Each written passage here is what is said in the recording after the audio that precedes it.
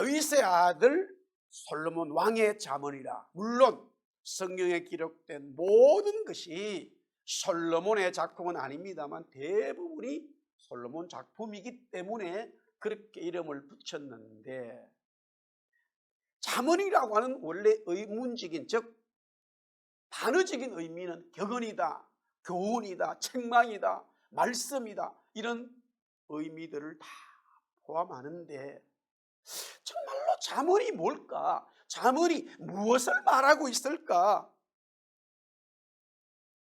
우리 옛날에 한국의 조선시대, 고려시대에 생긴지 모르지만 이런 예학 하나 있어요. 사건. 다 성장한 엄마 말과 새끼 말이 있어요. 얼핏 보면 어느 것이 엄마고 어느 것이 새끼인지 딸인지를 몰라. 문제가 나왔어요. 엄마, 딸을 구별해내라. 사람처럼 말을 한다면 물어보면 돼요. 누가 엄마지? 누가 딸이지? 말을 할 거예요. 그런데 말을 못해요. 참 우리 말이 재미있죠? 말은 말을 못한다고. 아무도 답을 찾을 수가 없어요. 요사이처럼 DNA 검사를 할 수 있습니까? 피부를 과학으로 돼가지고 이 스킨에 이 피부가 노화를 보고 이게 엄마구나 딸이구나 알 수 없잖아요. 전국 방방곡곡에 방을 붙입니다. 엄마와 딸을 구별해라. 왕이 명령을 내려요. 아무도 맞추지를 못하는데 어느 시골의 집에 어머니가 있어요. 아들이 함께 살아요. 어머니가 나이가 많아.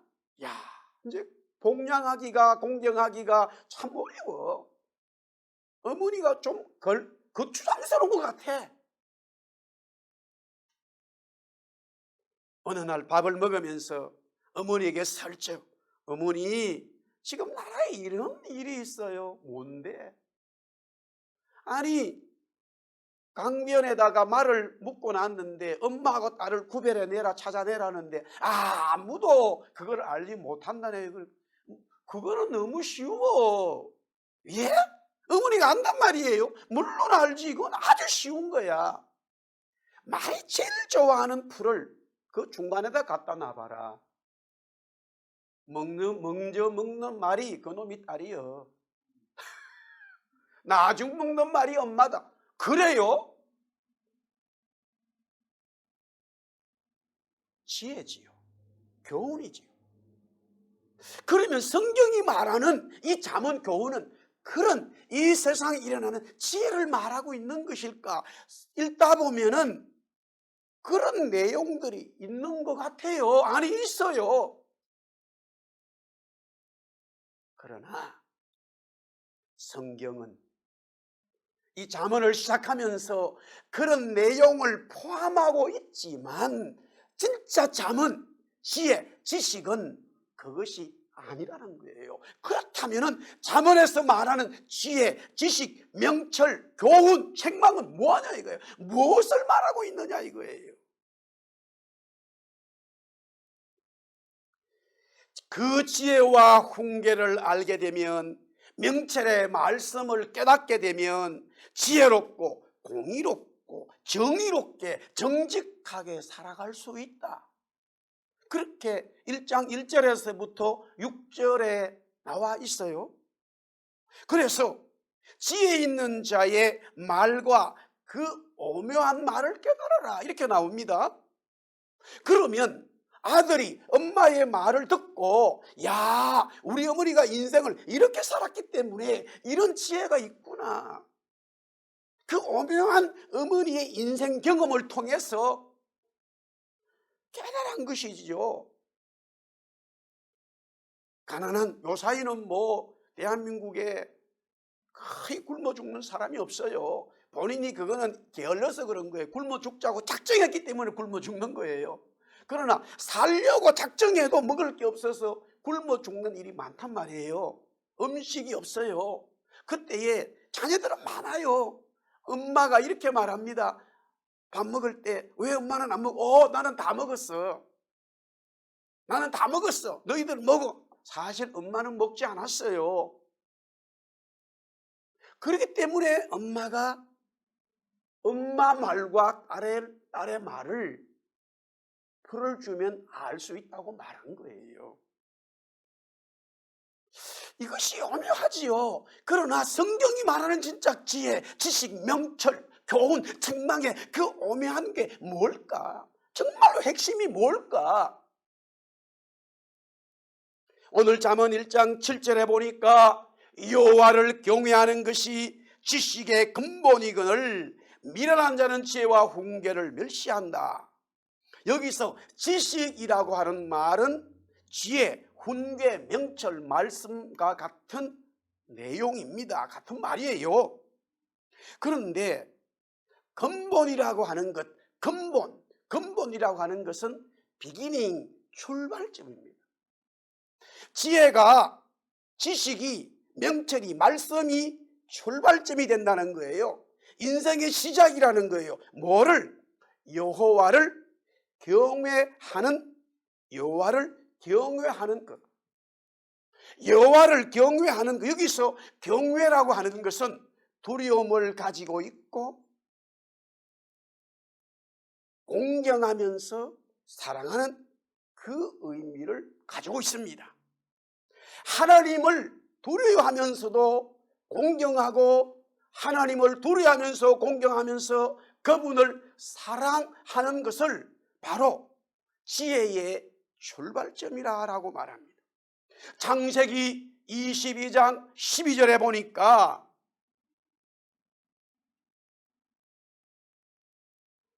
하나님은 아브라함에게 이삭을 모리아 산에 가서 번제로 드려라.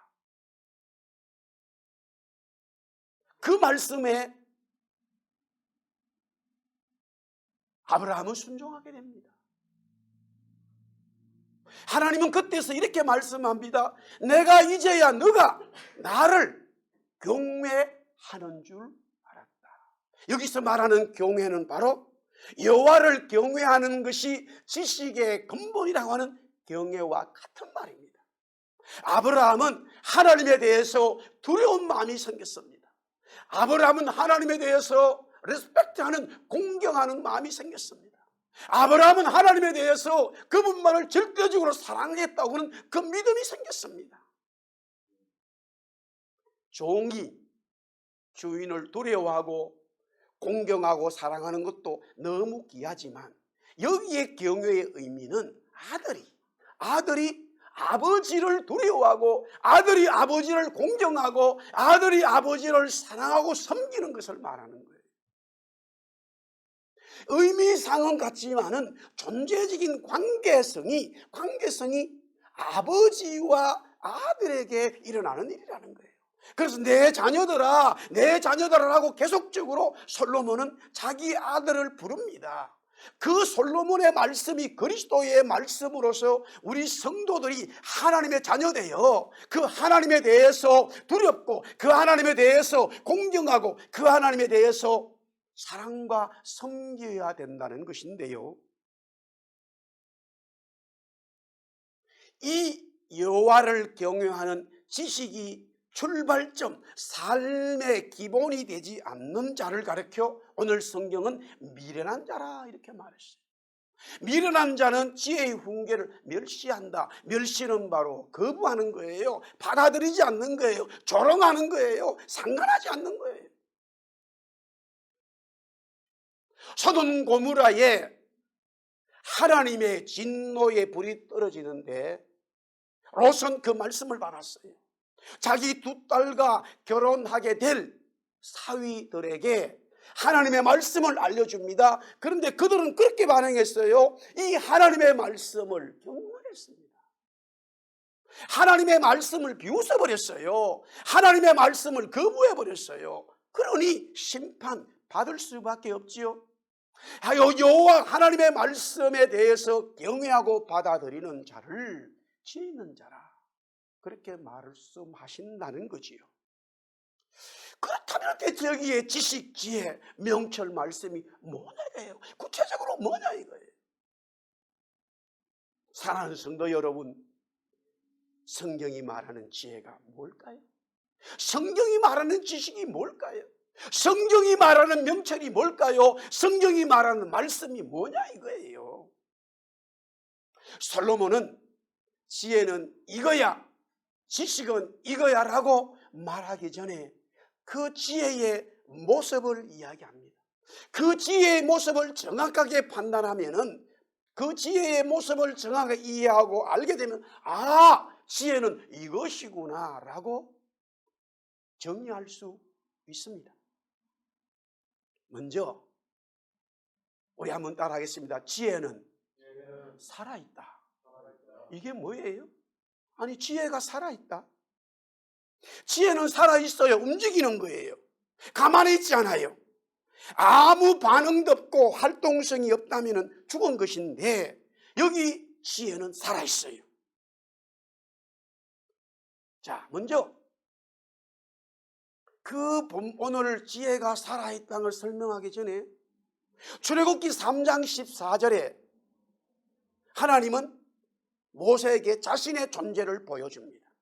가시들기 나무에 불이 붙었는데 당연히 그 나무가 타야 되는데 분명히 불은 있어요. 불은 분명히 있는데 나무는 타지 않아요. 기이한 현상을 보게 된 거지요. 광야에서 이 모세가. 그때 하나님은 모세에게 말합니다. 나는 스스로 있는 자라.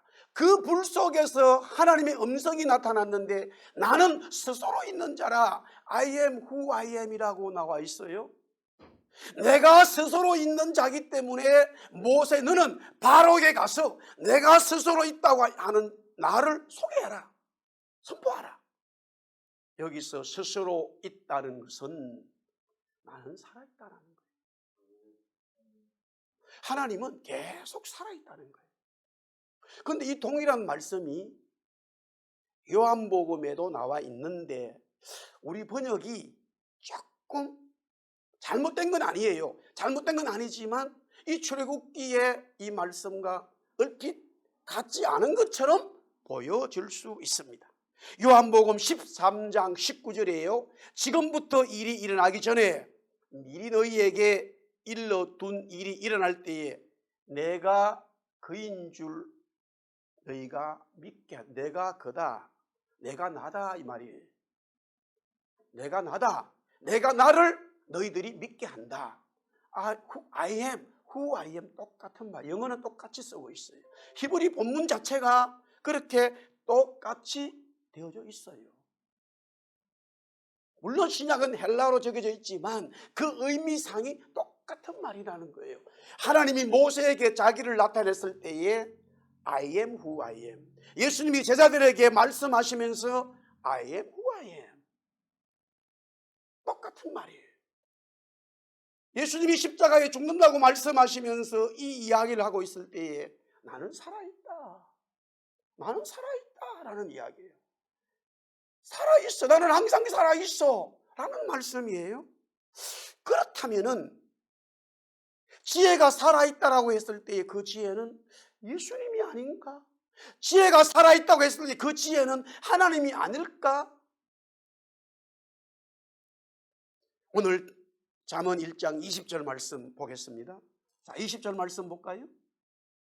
지혜가, 20절에 지혜가 길거리에서 부르며 광장에서 소리를 높인다 이거예요.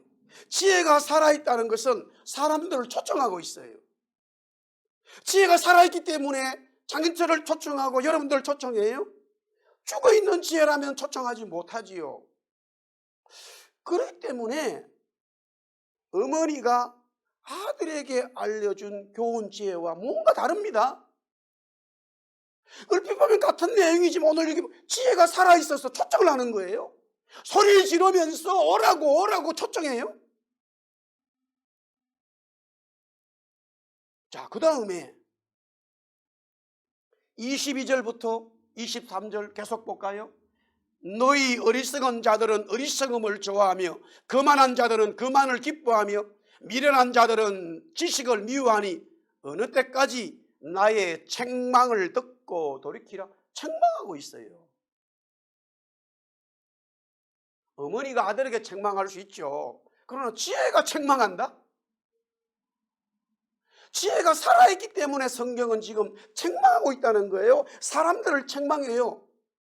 사람들에게 책망하고 있어요. 살아있다는 거예요. 그 다음에 24절 26절 계속 봅니다.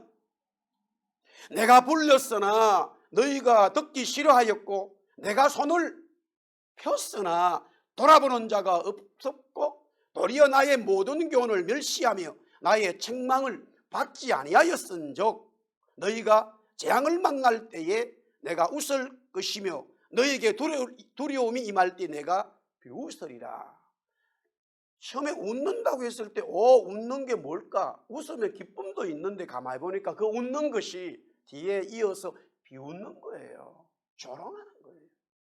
지혜가 살아있기 때문에 사람들을 보고 비웃는다는 거예요. 소돔 고모라의 롯의 사위들이 살아있었기 때문에 하나님의 말씀을 비웃었어요. 아브라함과 사라가 살아있었기 때문에 내년 이맘때 아들을 가질 거야.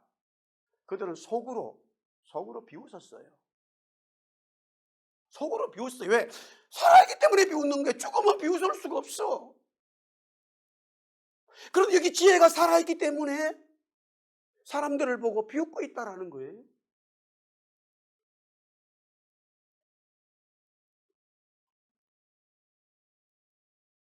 자, 28절 계속 봅니다. 28절. 그때에 너희가 나를 부르리라. 그래도 내가 대답하지 아니하겠고 부지런히 나를 찾으리라. 그래도 나를 만나지 못한다.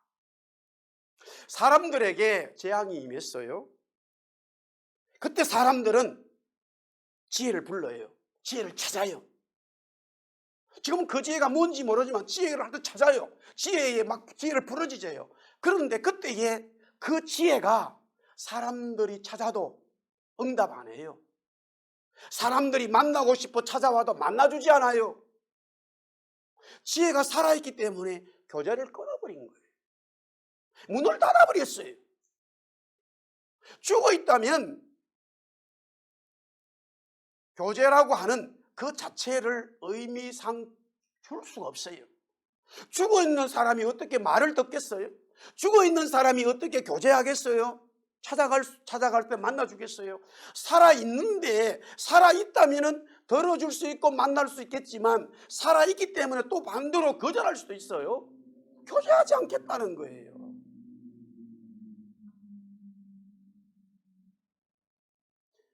어머니가 몇 년 전에 돌아가시게 됐어요. 연락을 받고 한국에 갔습니다. 이미 거의 코마 상태인데 누워 있어요. 제가 도착했어. 저희 가족들이 도착해서 제가 어머니 손을 붙잡고 어머니 막내 아들 장 목사 왔어요. 캐나다에서 왔어요. 라고 말을 하니까 어머니가 막 움직였어요. 의사 말은 이미 벌써 어머니가 돌아가셔야 되는데 자기들이 생각하고 의학적으로 봤을 때 벌써 돌아가셔야 되는데 뭔가 하나를 꽉 잡고 기다리고 있다는 거예요. 뭔가를 잡고 있다는 거예요. 그 끈을, 생명의 끈을 놓지 않고 있다는 거예요. 그게 뭔가 했을 때에 형님들이 제가 없을 때에 다 그렇게 말했대요. 아마 막내 동생을 기다릴 거라고. 우리 어머니는 막내 목사를 지금 기다리고 있을 거라고. 아 그래 이거 빨리 연락하세요. 그래서 제가 갔더니만은 정말 어머니는 저를 기다리고 있었어요. 어쨌든 살아있다라는 거예요. 활동성이 약하지만은 그래도 살아있었어요. 어머니와 제가 만났지요. 손을 잡았어요. 제가 왔다고 그러니까 반응을 하셨어요. 그렇게 침대 옆에서는 앉아서 어머니와 함께 있었습니다. 10시간이 지난 이후에 어머니는 하늘나라로 갔어요. 돌아가셨어요. 숨이 끊어졌어요. 육신의 삶을 다 마쳤습니다. 그때 어머니하고 불러도 어머니는 대답이 없지요. 어머니하고 불러도 움직이지 않죠. 왜? 죽었기 때문이에요. 당연한 이야기지요. 오늘 여기도 마찬가지로 사람들이 재앙을 만났어요. 문제를 당했어요. 그래서 그 지혜를 찾고 그 지혜에게 가서 문을 두드려서 열어달라고 애원을 합니다마는 그 지혜가 말하기 싫다, 만나고 싶지 않다, 거절해버렸어요. 초청하고 책망하고 비웃고 교제를 거절하는, 거부하는 이 지혜는 살아있다는 거예요. I am who I am 라고 말하는 하나님, I am who I am 이라고 말하는 이 땅에 오신 그리스도 주님, 성경이 말하는 살아있는 영원한 창조주예요. 하나님 아닐까요? 지혜가 그리스도를 말하고 있지 않을까요? 계속해서 봅니다. 오늘 1장 23절 너무나 기가 막힌 말씀이 나와요. 그래서 여러분들 이 잠언을 보면서 우리가 생각하는 세상에서 말하는 도덕 지혜, 훈계 지혜, 지식이 아니라는 것을 알아야 돼요, 여러분. 오늘 잠언 1장 23절에 이렇게 말합니다. 나의 책망을 듣고도, 이렇게, 이게 책망은 바로 교훈이요, 지혜요, 지식입니다. 내가 나의 영을 너희에게 부어주며 내 말을 너희에게 보이리라. 여기서 영이라고 하는 것은 히브리 말의 루하입니다. 성령을 말해요. 이 지혜가 성령을 부어준다는 거예요.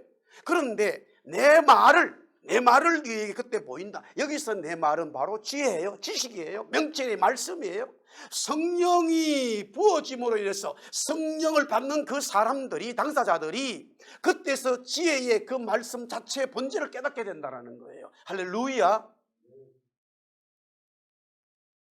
요엘서 2장 27절부터 32절에 하나님은 이스라엘 백성들에게 요엘 선지자를 통하여 새로운 회복, 새로운 비전, 새로운 말씀을 주시는 데에 이스라엘 가운데에서 너희 하나님 여호와가 되고 다른 이가 없는 줄을 너희가 알게 된다, 이렇게 말하면서요, 내 백성 이스라엘 백성들이 영원히 수치를 당하지 않는다는 거예요.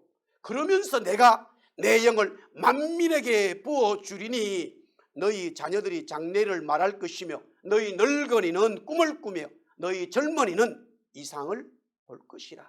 그때 내가 또 남종과 여종에게 내 영을 부어준다, 이렇게 말해요. 그러면서 누구든지 여호와의 이름을 부르는 자는 구원을 얻는다. 할렐루야. 하나님은 요엘 선지자에게 이스라엘 회복을 말씀하시면서 성령을 얘기하는데 그 성령을 통해서 이스라엘 백성들이 구원을 받는다는데, 문제는 이거예요. 그 성령 세영, 이스라엘 백성들에게 주어지는 그 성령을 여호와 하나님께서 부어주신다는 거예요. 오늘 보니까 오늘 말씀해 보니까 지혜가 모든 사람들에게 내 영, my spirit이에요. 성령을 부어준다는 것 같은 말이네. 그러면 지혜가 하나님인가? 지혜가 예수 그리스도인가? 사도행전 2장 16절부터 21절에 이 요엘의 말씀을 성령 받은 베드로와 사도들이 외치기 시작합니다. 똑같이 외칩니다. 내가 내 영을 모든 육체에게 부어준다. 너희 자녀들은 예언하고 젊은이들은 환상을 보고 늙은이들은 꿈을 꾼다. 해가 변하여 어두워지고 달이 변하여 피가 되리라. 누구든지 주의 이름을 부르는 자는 구원을 얻으리라. 이 말씀을 인용하면서 성령 받은 사도들이 깨달았어요. 외칩니다. 하나님의 구원을 경험할 수 있다는 거예요. 누구든지, 이스라엘 백성이나 이방인이나 누구든지 할 것 없이 성령 받고 구원받을 수 있다. 그것은 이해되어져요. 그러나 문제는 지혜가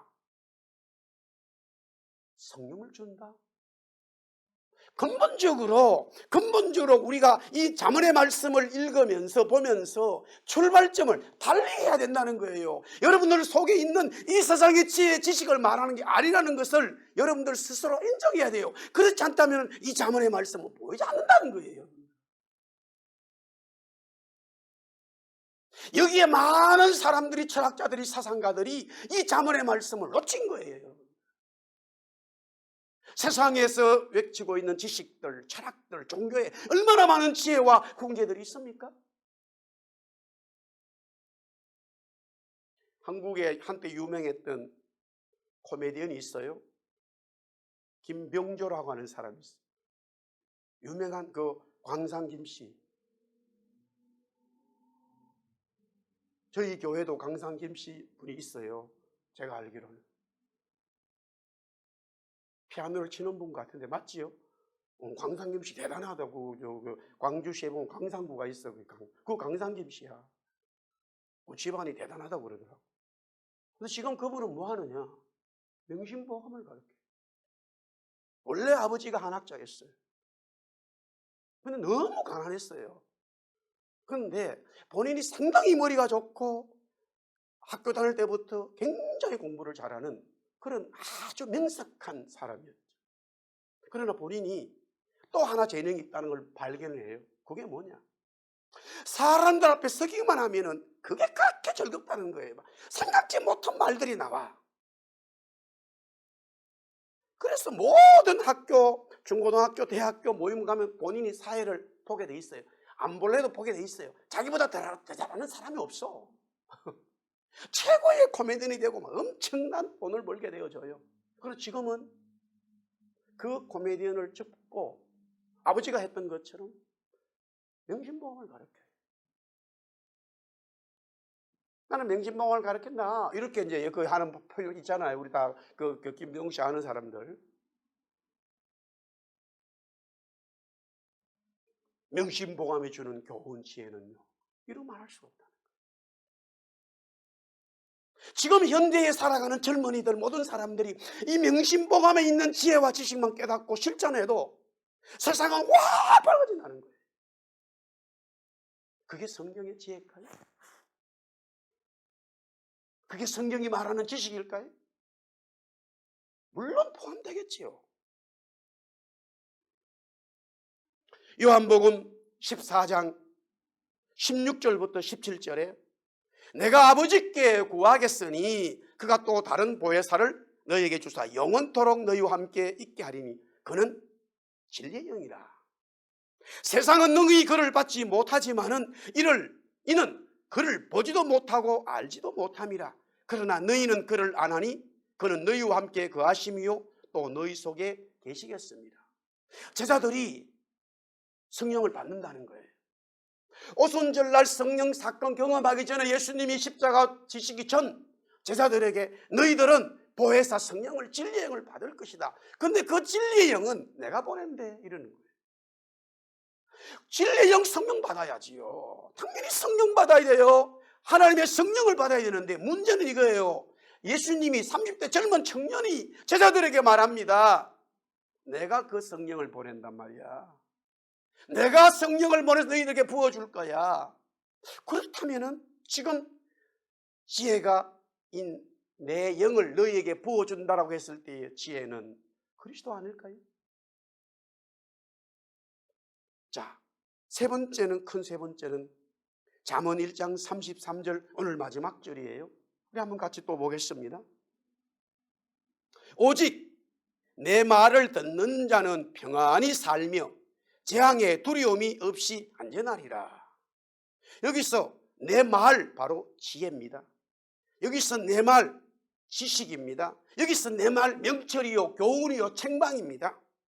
그것을 듣는 자는, 이 지혜를 듣는 자는 평안히 살게 되고 재앙의 두려움이 없이 안전하다라는 거예요. 여기서 지혜는 사람들에게 평안과 안전을 제공한다라는 거예요.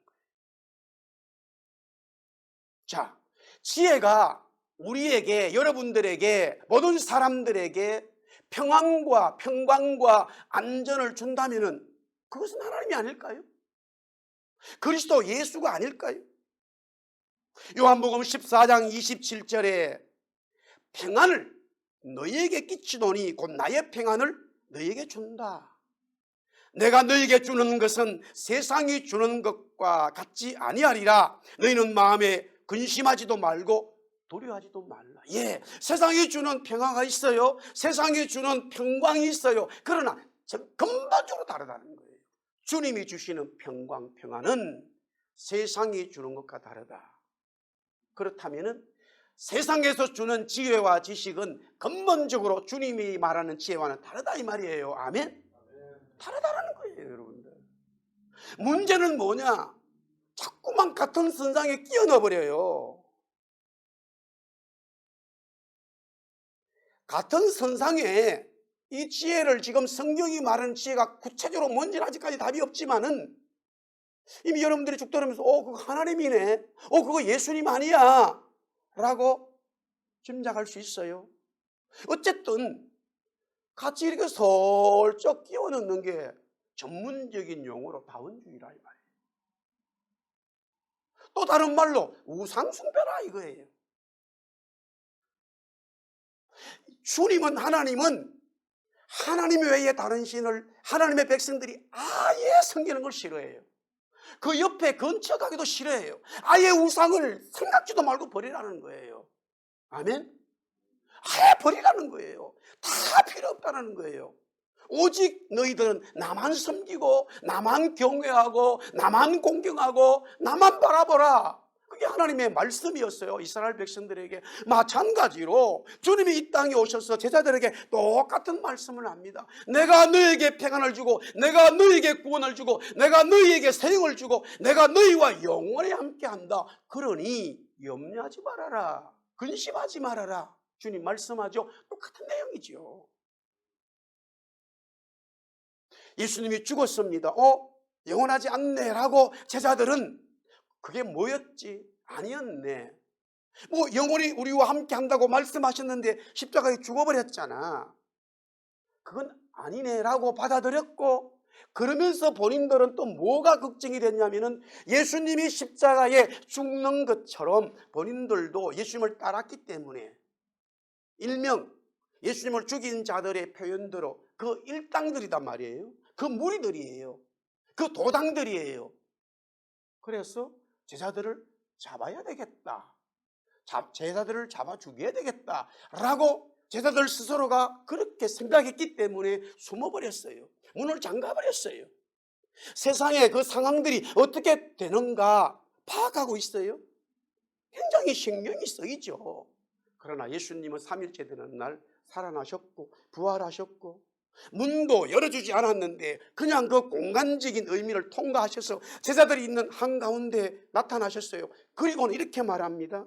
사랑하는 나의 제자들아, 너희에게 나는 평강을 준다. 평강이 있을지어다. 평안을 준다. 주님 말씀하셨어요. 할렐루야.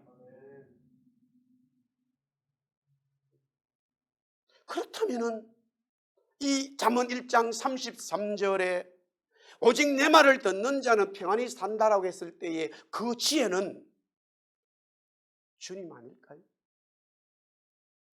출애굽기 8장 22절 그날에 나는 내 백성이 거주하는 고센 땅을 구별하여 그곳에는 파리, 날아다니는 파리 없게 한다. 내가 여호와인 줄을 너희들도 알고 애굽 백성들도 알게 될 것이다. 출애굽기 9장 6절 여호와께서 애굽의 모든 가축은 죽였지만 이스라엘 자손의 가축은 하나도 죽지 않았다. 출애굽 9장 26절 이스라엘 자손들이 있는 그곳 고센 땅에는 우박이 없었다. 출애굽기 10장 22절에서 23절 캄캄한 흑암이 3일 동안 애굽 전역에 캄캄한 흑암이 지배되어졌지만 성경은 말합니다. 이스라엘 백성들이 사는 고센 땅에는 거주하는 곳에는 빛이 있었다. 하나님은 하나님의 백성들이 거주하는 고센 땅에 있는 그들에게는 어떤 재앙도 내리지 않았어요. 안전하게 그들을 보호하여 주셨습니다. 하나님은 이스라엘 백성들에게 평강을 주시면서 재앙이 임할 때에 안전하게 보호해 주신다라는 거예요. 시편 기자는 이렇게 고백합니다. 시편 4편 8절에 내가 평안히 눕고 자기도 하리니 나를 안전히 살게 하시니는 오직 여호와 하나님이시다. 평안과 안전이죠. 평안과 안전이 한같이 있어요. 그런데 여호와 하나님이 그렇게 하신다는 거예요. 그런데 오늘 말씀의 잠언 1장 33절에 지혜가 평안과 지혜가 안전하게 그렇게 해준다는 거예요. 그러면 하나님이에요. 맞아요?